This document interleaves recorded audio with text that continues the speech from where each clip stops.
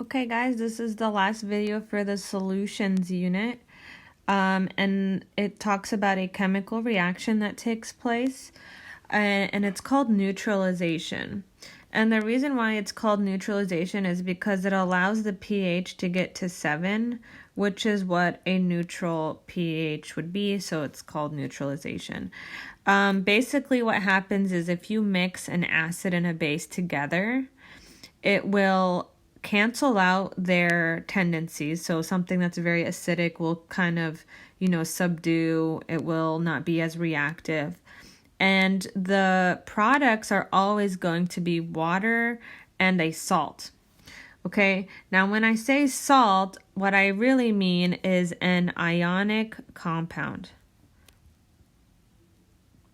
Okay, so when I say salt, I'm not just saying it's not always just NaCl. Okay, NaCl is one of them, but it's still an ionic compound. Okay, so you have an acid and a base. Okay, and then you're going to form water. That's this HOH. It's the same thing as H2O. And then you're going to form an ionic compound. This is the salt. Okay, so let's say I have hydrochloric acid. Okay, remember, it's an acid because it starts with a hydrogen. And potassium hydroxide, okay? So this is my acid and this is my base. Okay, I know it's a base because it ends with hydroxide. I know this is an acid because it starts with the hydrogen, okay? So this is essentially a double replacement reaction, okay? Now with a double replacement reaction, you're going to have, okay, just recall, let's go back for a second, okay? Let's look at charges for a moment, okay? Hydrogen's group 1, it has +1. Chlorine is a halogen, it's -1. Potassium's group 1, it has a +1 charge. And the hydroxide is a -1. That's a polyatomic. Okay, so what's going to happen is the hydrogen is going to react with the hydroxide. So the anion is going to react with the cation. So this is positive and this is negative. Those are going to come together. Okay, and then this guy, the potassium, is going to react with the chlorine. Okay, now remember, we always write our cations first. So what's going to happen is you're going to have KCl plus HOH. Okay, remember HOH is the same thing as H2O. Okay, so therefore the salt is this guy. This is our salt. Remember, a salt is just an ionic compound. If you have a metal plus a non-metal, that is a salt. Okay, and this is neutralization is an example of double replacement. Okay, so let's do some more examples. Okay, so our first example is nitric acid. That's HNO3, and my base is sodium hydroxide. So my salt is going to be from the sodium, and the nitrate.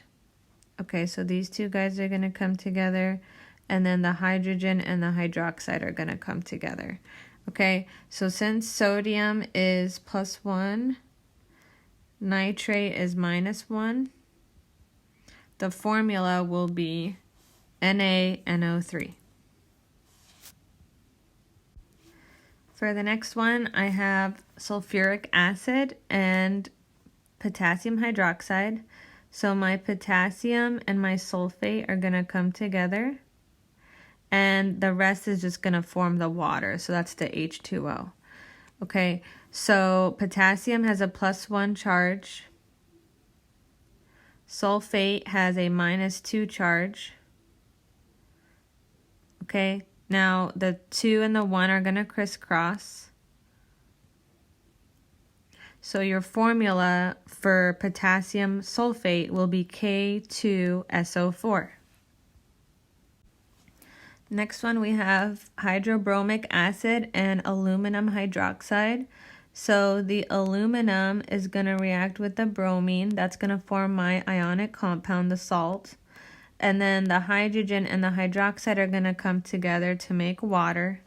So since aluminum is +3 and bromine is -1, this is going to crisscross and it's going to make AlBr3.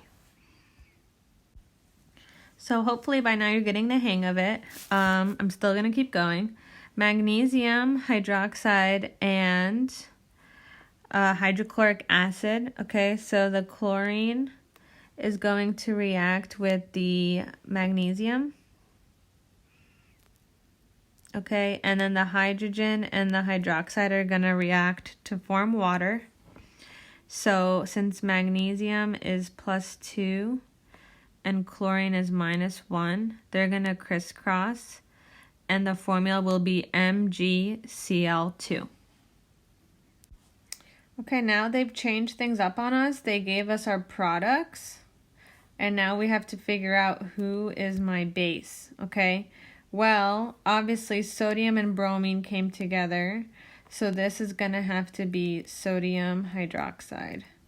Okay, so I kind of worked backwards here. I know this came from my base, this came from my acid, and this was from the hydroxide and the hydrogen. So my base would be sodium hydroxide. Same thing with the last one. I have my products, and in my product I have this potassium sulfate. Well, I know the sulfate came from the acid, so that means this potassium had to have come from the base.